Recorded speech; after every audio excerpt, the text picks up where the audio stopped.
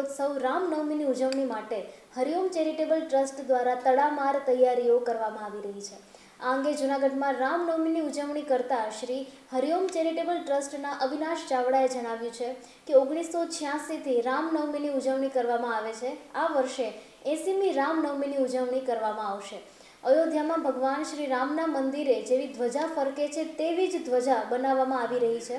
અમદાવાદના કારીગર દ્વારા આ ધ્વજા બનાવાઈ રહી છે, જે બુધવારે આવી જશે। આ ઉપરાંત અયોધ્યાના રામ મંદિરમાં જેવો ધર્મધ્વજ છે તેવો જ ધર્મધ્વજ જૂનાગઢના અમિત કંસારા બનાવી રહ્યા છે। 15 ફૂટ ઊંચાઈનો અને 60 કિલો વજનનો પિત્તળનો ધર્મધ્વજ શોભાયાત્રામાં જોડાશે। એ ઉપરાંત આઝાદ ચોકથી કાળવા ચોકના રોડ પર ભગવા રંગના 15 મોટા ગેટ બનાવાયા છે। ભગવાન શ્રી રામ મર્યાદા પુરુષોત્તમ હોવાથી તેમની શોભાયાત્રામાં ઘોંઘાટ ન હોય માટે ડીજે શોભાયાત્રા નહીં હોય, પરંતુ તેને સ્થાને ગુજરાત બહારનું ટ્રેડિશનલ બ્રાસ બેન્ડ લોક આકર્ષણ બનશે।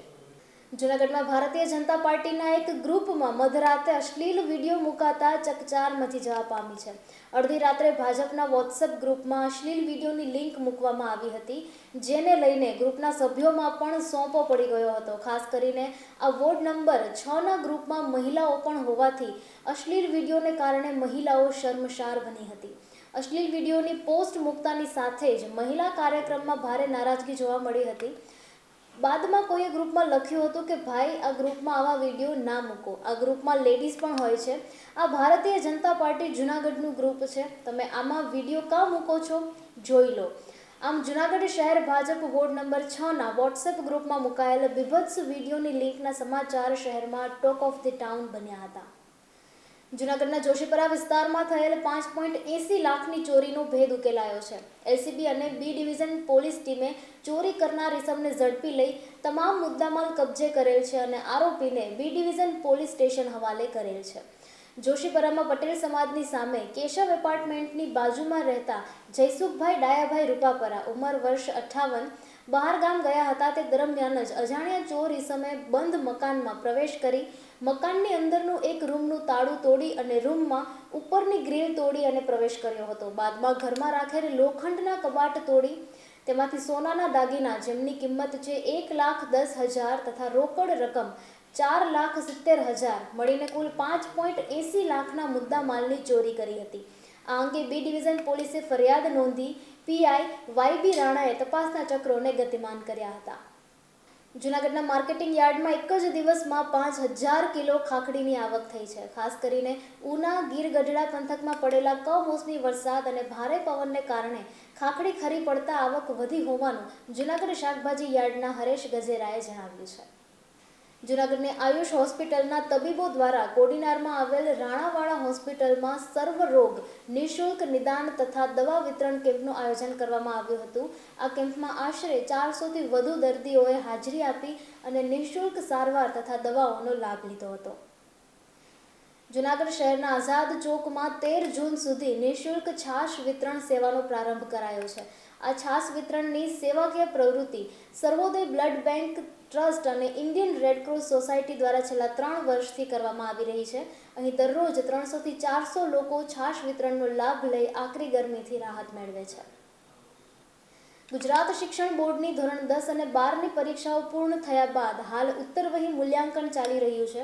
આ દરમિયાન ધોરણ 12 સામાન્ય પ્રવાહના ગુજરાતી પ્રથમ ભાષાના પેપરમાં આશરે 70થી 80 જેટલી ભાષાકીય અને વ્યાકરણની ભૂલો હોવાનું શિક્ષકોના ધ્યાનમાં આવ્યું છે। અનેક જગ્યાએ શબ્દો વચ્ચે અંતર ન હોવું તેમજ અનુસ્વાર નું, ના, ની જેવી ભૂલોને કારણે વિદ્યાર્થીઓ મૂંઝાયા હતા। શિક્ષકોમાં પ્રશ્ન ઉઠ્યો છે કે પેપર તપાસનારને દંડ થાય છે તો પેપર સેટર સામે બોર્ડ શું કાર્યવાહી કરશે? રાજ્યમાં આગામી સમયમાં આવી રહેલી સ્થાનિક સ્વરાજની ચૂંટણી પૂર્વે આજે ચૂંટણી પંચ દ્વારા રાજ્યની 15 વર્તમાન 6 અને નવી 9 સહિતની 15 મહાનગરોની મતદાર યાદી ઉપરાંત 32 જિલ્લા પંચાયત અને 72 નગરપાલિકાઓની પણ વોર્ડ અને બેઠક વાઇઝ મતદાર યાદી જાહેર થતાં હવે નજર રાજ્ય સરકાર પર ગઈ છે અને તેમાં હવે સ્થાનિક ચૂંટણીઓ માટેનો અંતિમ વિઘ્ન પણ દૂર થઈ ગયો છે। પાન કાર્ડ સાથે જોડાયેલા નિયમોમાં 1 એપ્રિલ 2026થી મોટા ફેરફારો થવા જઈ રહ્યા છે। આ ફેરફાર નવા આવેદન અને જૂના પાનમાં અપડેટ બંને પર લાગુ થશે। આધાર દ્વારા પાન બનાવવાની સરળ પ્રક્રિયા ખતમ થશે। હવે વધારે ડોક્યુમેન્ટ આપવા પડશે। સરકાર નવા પાન આવેદન ફોર્મ પણ લાવવા જઈ રહી છે. 1 એપ્રિલથી જૂના ફોર્મ સ્વીકારવામાં આવશે નહીં. પાન કાર્ડમાં નામ આધાર મુજબ જ હશે. અલગ નામ રાખવાની સુવિધા રહેશે નહીં. નવા નિયમો હેઠળ પાન આવેદન માટે જન્મ પ્રમાણપત્ર, voter ID, passport, driving licence અથવા તો મેટ્રિક સર્ટિફિકેટ જેવા ડોક્યુમેન્ટ આપવા પડશે. ભારતમાં થયેલા તાજેતરના સર્વે મુજબ ગુટખા અને ધુમાડા રહિત તમાકુના સૌથી વધુ સેવન કરતા રાજ્યોમાં ત્રિપુરા 48% પ્રથમ સ્થાને છે. ત્યારબાદ મણિપુર 47% અને ઓડિશા 44% આવે છે. ગુજરાત 30% સાથે ટોચના 10માં સામેલ છે.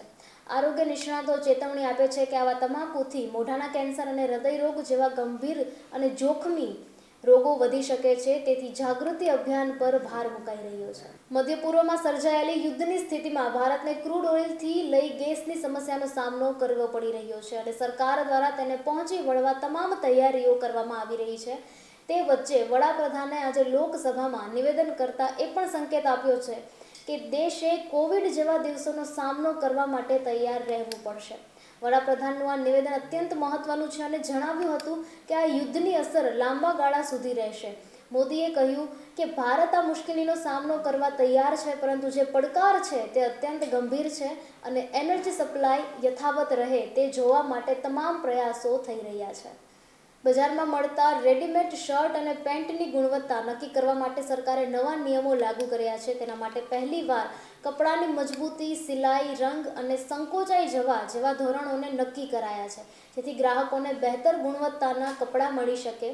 નવા આદેશ અનુસાર ભારતીય માનક બ્યુરોએ શર્ટ અને પેન્ટ માટે નવા ગુણવત્તા ધોરણોને નક્કી કર્યા છે. અત્યાર સુધી કપડાની ગુણવત્તાને લઈને દેશમાં કોઈ એક સમાન ધોરણ ન હતું અને કંપનીઓ પોતાના હિસાબે કપડાં બનાવતી હતી. હવે નવા નિયમ આવવાથી ગુણવત્તાનું એક ન્યૂનતમ સ્તર નક્કી થઈ જશે.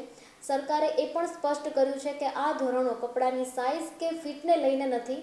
સરકાર એ નક્કી કરી રહી છે કે શર્ટ કે પેન્ટની સાઇઝ શું હશે અને સરકાર ગુણવત્તાના ધોરણો નક્કી કરશે.